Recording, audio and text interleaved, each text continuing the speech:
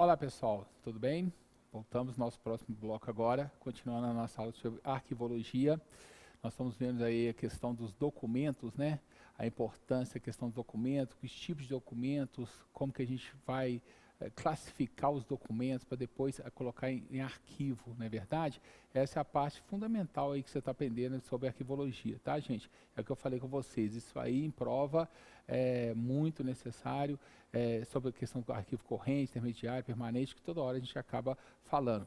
Nós estamos aqui, ó, nós estamos nos tipos de documento, né? Quanto ao gênero do documento, né? Verdade? Os escritos ou textuais, cartográficos, iconográficos, filmográficos, quanto ao gênero, sonoros, micrográficos e informáticos. Esse é muito fácil. Isso aí, os tipos de documentos são muito fáceis. Aliás, a questão da classificação do documento é muito fácil, tá?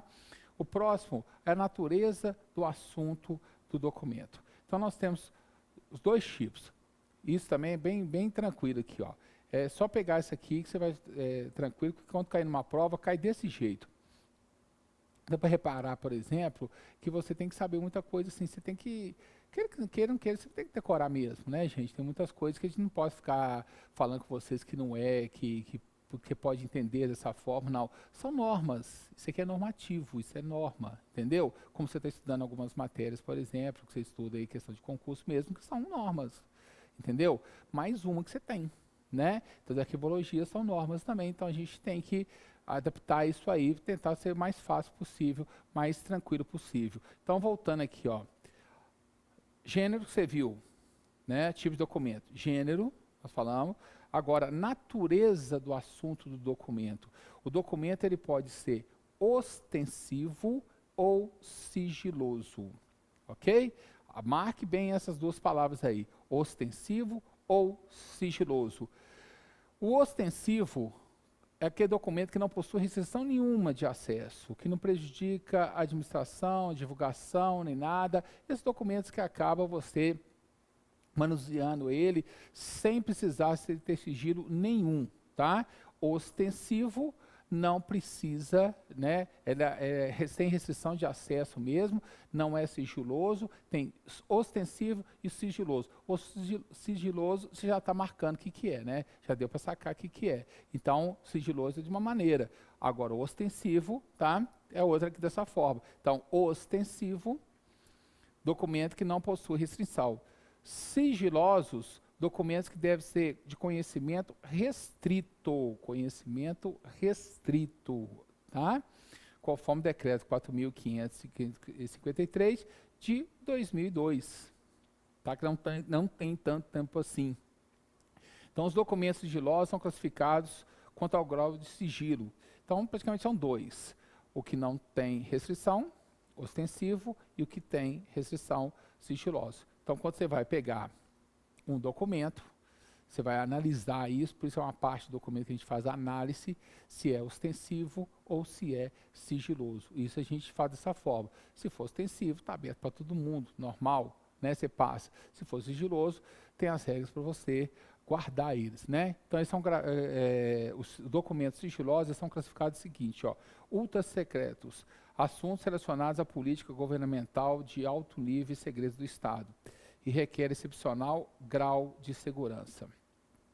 Então, por exemplo, a questão armamentista dos Estados Unidos são documentos ultra secretos, certo? O governo brasileiro tem os documentos secretos? Tem.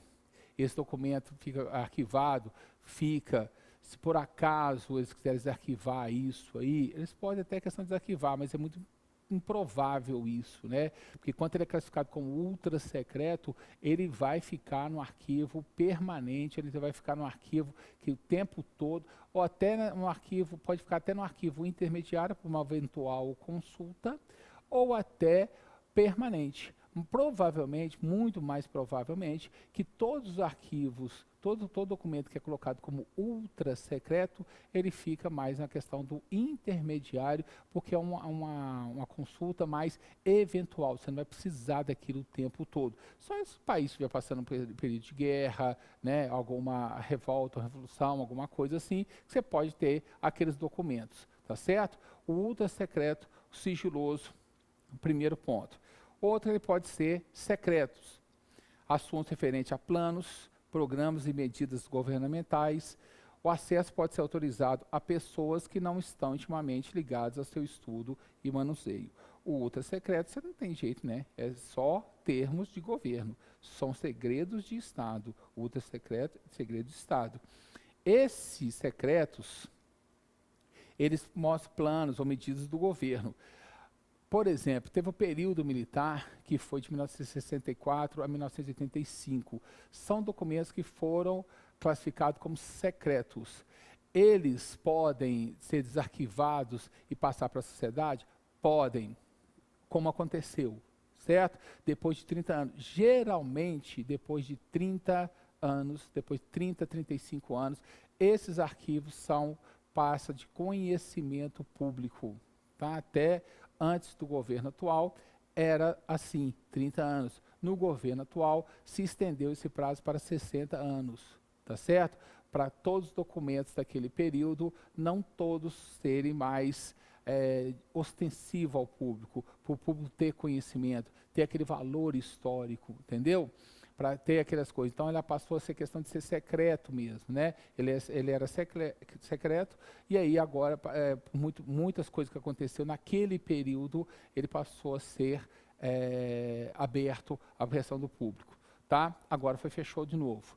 Você tem um outro, confidenciais, assuntos relacionados a pessoal, material, finanças, e cujo sigilo deve ser mantido por interesse das partes.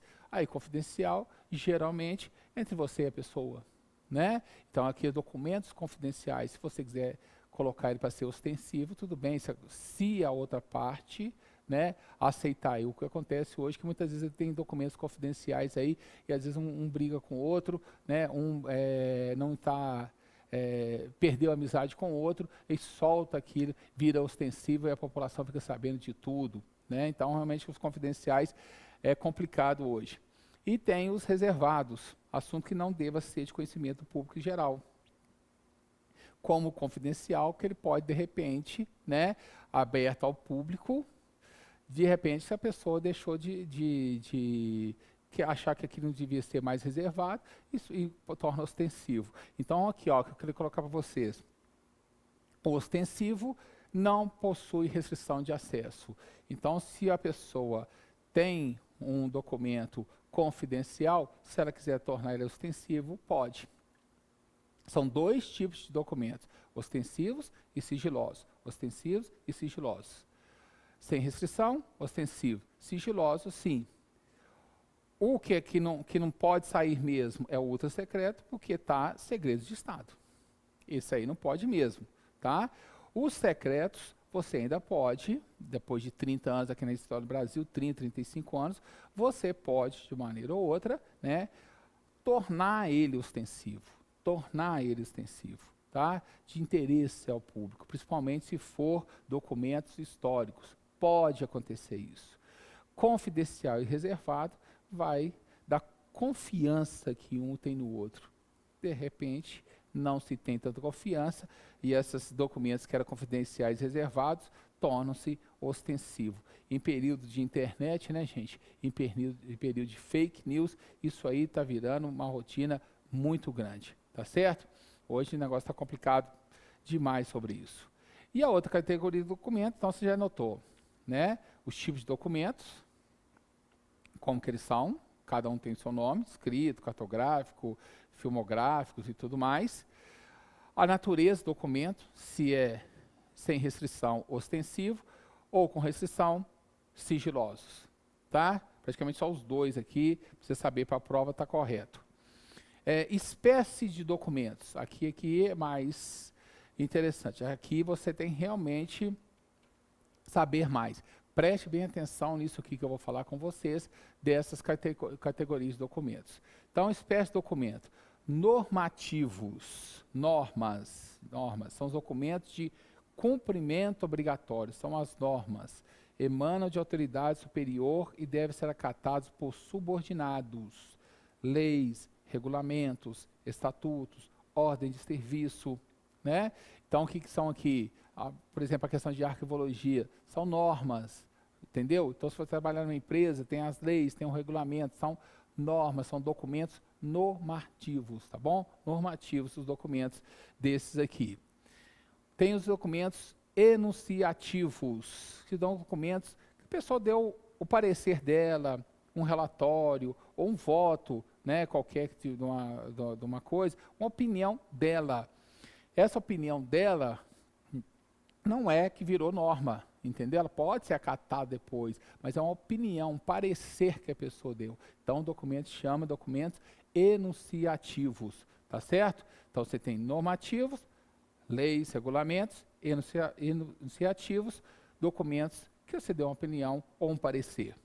Assentamento são documentos que registram fatos ou ocorrência, tá? Aqui, atas, termos, autos de infração, são fatos ou ocorrência. Então, uma multa que se recebe, por exemplo, de multa de trânsito, é um documento de assentamento, tá certo? Um termo, né, assinado com o sindicato, por exemplo, pode ser um documento de assentamento. Isso é colocado como espécie de documento. Então, normativo, enunciativos, assentamentos, comprobatórios. São, como o nome já está dizendo, são documentos que derivam dos assentamentos comprovantes, os certidões, os atestados, tá?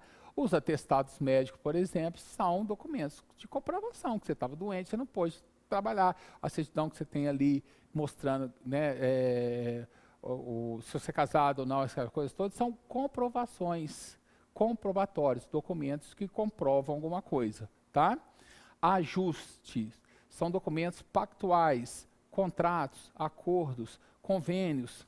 Ajuste, quando você faz um documento entre a empresa e uma assistência médica para fornecer assistência médica aos empregados e tudo mais, você está fazendo um documento de ajuste, tá? Documento de pacto, é um acordo que você faz. Então, ajuste que chama. E de correspondências, são documentos que, em geral, derivam de atos normativos, determinando a execução. Então, em geral, derivam de atos normativos. Não tem leis, regulamentos, estatutos. Então, aquela lei que foi aprovada, aquela lei que virou norma na empresa, você vai comunicar. Então, você vai avisar, você vai passar através de cartas, memorandos, né? Então, são documentos de correspondência. Tá vendo? Então, notar aí que realmente cada documento tem suas origens e tudo mais. Então, vocês estão vendo aqui, ó, documentos, tipos de documentos, o gênero do documento, tá? Segundo a forma em que a informação foi registrada, como a informação foi registrada. Entendeu? Sempre lembrar disso. Se foi por texto, escrito, se foi através de mapas cartográficos e por aí afora. O gênero, tá? A natureza do documento, se ele pode ser ostensivo, sem restrição, se todo mundo tem acesso, ou sigiloso, tá? Que vai ter que ser restrito. Então, a natureza do documento. Ok? A categoria do documento, que espécie do documento, se são normas, tá certo? Se é um opinativo, aí são enunciativos. Se são normas, normativos. Se são autos de infração, atas, por exemplo, toda empresa tem a questão da atas, assentamento.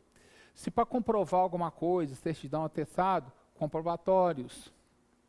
Tá? Se está fazendo um acordo entre uma empresa e uma assistência médica, de ajuste.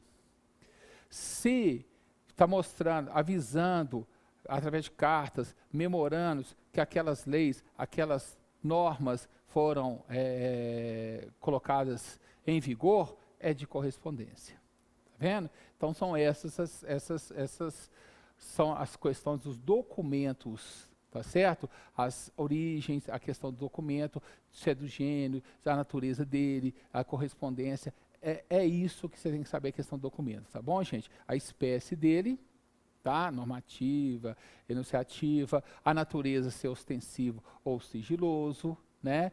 Ou a questão do gênero lá, que eu falei com vocês, se é escrito, se é cartográfico, se é filme, tá? É isso aí, questão sobre documentos, tá legal? Em cima disso, então eu colocar aqui para vocês aqui, ó, aqui em cima disso, a gente vai colocar a questão da classificação dos arquivos, certo? Classificação dos arquivos da forma como eles são estudados. Quem mantém, qual que é as entidades que eu falei com vocês? As entidades são os locais, né, que mantêm aqueles arquivos. Onde que são a classificação deles? São duas classificações de arquivo. Arquivo, gente, não é só no setor público não, tá, gente? Arquivos são comerciais, são institucionais também. No setor público, são arquivos do Poder Executivo, do Poder Legislativo, Poder Judiciário, que se vai trabalhar, você vai trabalhar ou nível federal, estadual, distrital, municipal, tá? Tá certo? Então, os arquivos que é considerado públicos são dos Poderes Executivo, Legislativo e Judiciário, tá bom? Alguns, preste bem atenção, alguns arquivos privados podem ser considerados de interesse público, tá? Então, às vezes, por exemplo, o cara tem um arquivo dele que realmente ele colocou, tem muita passagem, o cara foi importante, né, deixou muitos documentos, foi muito importante para o país. Então, se, por exemplo, vão colocar Getúlio Vargas, por exemplo, como presidente, se ele deixou muitas coisas escritas, a carta testamento dele que ele deixou antes de morrer, virou de interesse público, né? Não é só, é de interesse público. Então, por isso, ele foi aberto, ele deixou de ser sigiloso e passou a ser ostensivo, entendeu? Então, são tipos de arquivos que são mantidos. Outro, institucionais, arquivos de instituições educacionais, então, públicos, ou interesse público, ou dos poderes executivo, legislativo e judiciário, ok? Públicos. Os institucionais, que aí, escola, igreja, sociedade, ok? E os comerciais, firmas, que geralmente, né, bastante, companhias, familiares ou pessoais, ok? Muitas vezes esses comerciais, como eu falei com vocês, aqui, ó, esses vezes é pessoal, a pessoa importante, ele passa a ser de interesse público, então ele vai ser um arquivo considerado público, porque é de interesse para toda a sociedade. Lógico que a maioria da população, os arquivos que ele guarda, tem interesse ali só da família, pessoal, aquelas coisas todas, né? Não são todos que viram de interesse públicos, tá certo? Então, extensão de sua atuação. Setoriais são aqueles estabelecidos junto aos órgãos operacionais, cumprindo função de arquivo corrente. Então, arquivo corrente, certo? Ele é chamado de setorial, tá certo? Setorial. Então, esse arquivo corrente também é chamado de setorial. Então, a gente colocar aqui, ó, arquivo corrente, você pode colocar que ele é chamado de setorial. Tá vendo? Estou colocando aqui para ficar mais fácil para vocês. Gerais ou centrais são aqueles que destinam a receber os documentos correntes provenientes dos diversos órgãos, centralizando, portanto, as atividades do arquivo corrente. Quem recebe o arquivo corrente? Quem recebe? É o intermediário, tá? Então, como está escrito aqui, ele é geral ou centrais. Então, setorial, aqui é centrais. Ok? Dessa forma. Então, você tem setoriais ou gerais.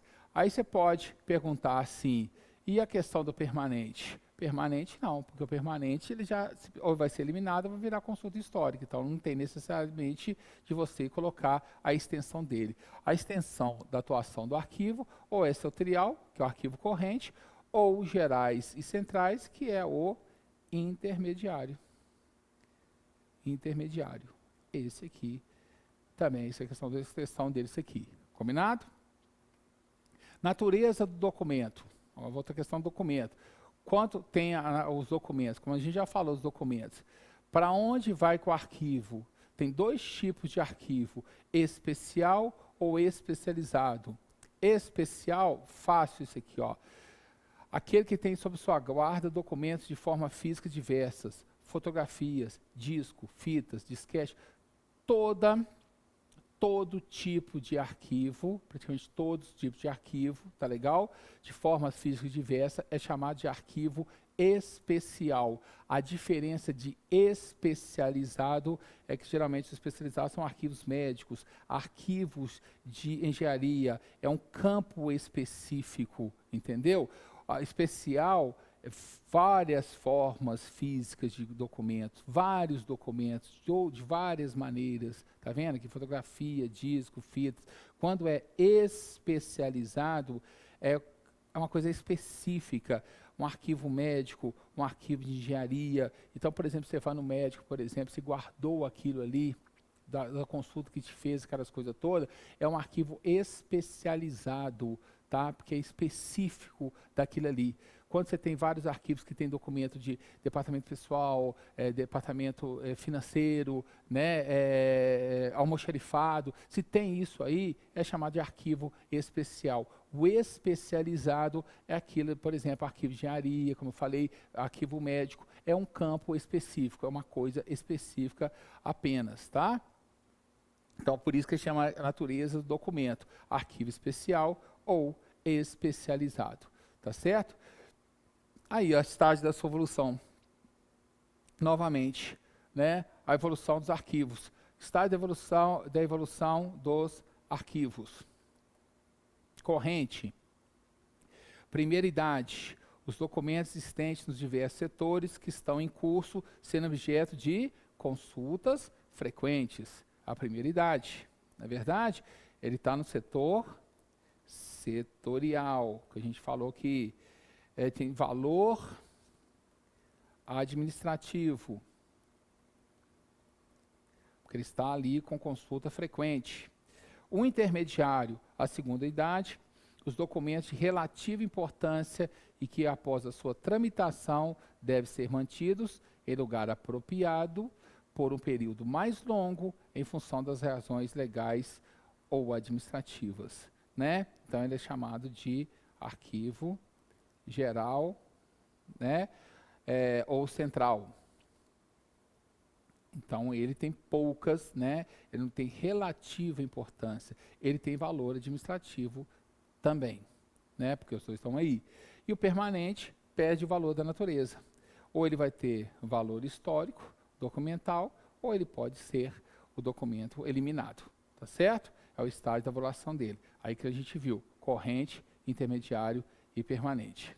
Tá certo? Quem coordena isso, né? Quem comanda isso aqui? A gente tem o CONARC, como eu vou falar com vocês. É ele que coloca essas normas. As normativas são feitas pelo CONARC, tá? Então aqui, ó, atribuição do CONARC. Conselho Nacional de Arquivos. Tem por finalidade definir a política nacional de arquivos públicos e privados como órgão central de um sistema nacional de arquivo, tá? Esse é o objetivo do CONARC, tá bom? Uma política nacional de arquivos públicos e privados, porque arquivo pode ser públicos e privados, tá? Exercer orientação normativa, tá? A gestão documental e a proteção dos documentos de arquivo. Então, ele que comanda isso aqui, tá certo? Então, elaboração dos planos nacionais de desenvolvimento, estimular a implantação do sistema nos 3 poderes, estimular a integração dos arquivos públicos com os privados, tá vendo? Dessa forma, identificar os artigos privados de interesse público e social. Aos artigos, ao que está regindo isso aqui? Artigo 12 da Lei 8.159 de 1991, que é estabelecido essas normas do Conselho Nacional de Arquivo. Então, as normas, sabe? O objetivo dele maior é isso, integrar os arquivos dos 3 poderes, implementar lá, elaborar planos, tá? Estimular a integração entre o público e o privado. Esse é o objetivo do CONARC, tá bom? Estimular a captação técnica dos recursos humanos. Então, hoje tem pessoas especializadas que fazem arquivologia, elaboração do Cadastro Nacional de Arquivos, manter intercâmbio entre outros conselhos e instituições, tá? Então, o objetivo maior esse aqui é isso. Ó, CONARC, se cair para vocês, o objetivo e finalidade dele é definir a Política Nacional de Arquivos Públicos. orientação normativa. É isso que você precisa saber para a questão da prova. Do CONARC é isso, tá? E tem o Sistema Nacional de Arquivo, o SINAR, tá? O Sistema Nacional de Arquivo. Quem comanda é o Conselho Nacional de Arquivo, o CONARC. O SINAR, que é o Sistema Nacional de Arquivo, tem por finalidade implementar a Política Nacional de Arquivos Públicos e Privados, tá? Implementar. O CONARC tem as normas, então ele implementa. Integra o SINAR, que tem como órgão central o CONARC, tá? O Arquivo Nacional, que é o órgão até hoje aí, nosso país, os arquivos do Poder Executivo Federal, do Poder Legislativo, do Poder Judiciário, dos arquivos dos estados, do Legislativo e do Judiciário, está nos estados, no Distrito Federal e nos estados, e o Poder Legislativo e os poderes executivo e legislativo dos municípios. Então, qual que é a finalidade do SINAR? SINAR, Sistema Nacional de Arquivo, de acordo com as normas do CONARC, o que ele vai fazer? Implementar a política de arquivos, aonde? No Poder Executivo Federal, no Poder Executivo Estadual, que é o Poder Executivo Estadual, e nos municípios. Tá certo? É isso que é o dos dois. Ó, combinado? É isso aí que você tem que saber. Do CONARC e do SINAR. Tá? Não mais do que isso aí, você precisa dessa saber. Outra coisa aqui, ó, a gente tem que falar aqui, os princípios fundamentais da arquivologia, né? Que a gente tem que colocar isso aqui, ó, em cima disso aqui. Por que tem a arquivologia? Por que tem um CONARC? Por que tem aquelas normas por documentos e tal? Você tem 7 itens aqui, ó. Então, o que você tem de fundamento da arquivologia? O que você tem dos arquivos e documentos? Primeiro, respeito aos fundos. A primeira coisa é respeitabilidade. Identificar os documentos relativos ao seu produtor. Bom, os arquivos devem ser observados e organizados segundo a competência da instituição ou pessoa produtora. Tá? Os arquivos devem ser únicos, devem ser respeitados de onde veio. Se ele veio do TRE, respeito ali. Certo? Se ele veio de outro órgão e vai ter que ficar no TRE, por exemplo, alguma coisa, se veio do STF, vai passar para o TRE, por exemplo, algum exemplo assim, você tem que respeitar a origem dele. Tá? Ele não vai ficar misturado ali, ele pode ficar algum tempo ali, mas a respeitabilidade é importante, de respeito de que órgão que ele vem. Tá? De onde vem, respeita o documento, fixar a identidade, como coloquei aqui, ó. Organização, tá vendo? Organizar quanto ao tipo de material, a pasta, organizar o arquivo, tá? O arquivo, se for de documento, de papel, vai ser de um jeito, se for de fita, vai ser de outro, se for de imagem, de outro. Organização, o princípio da arquivologia é organização. Unicidade.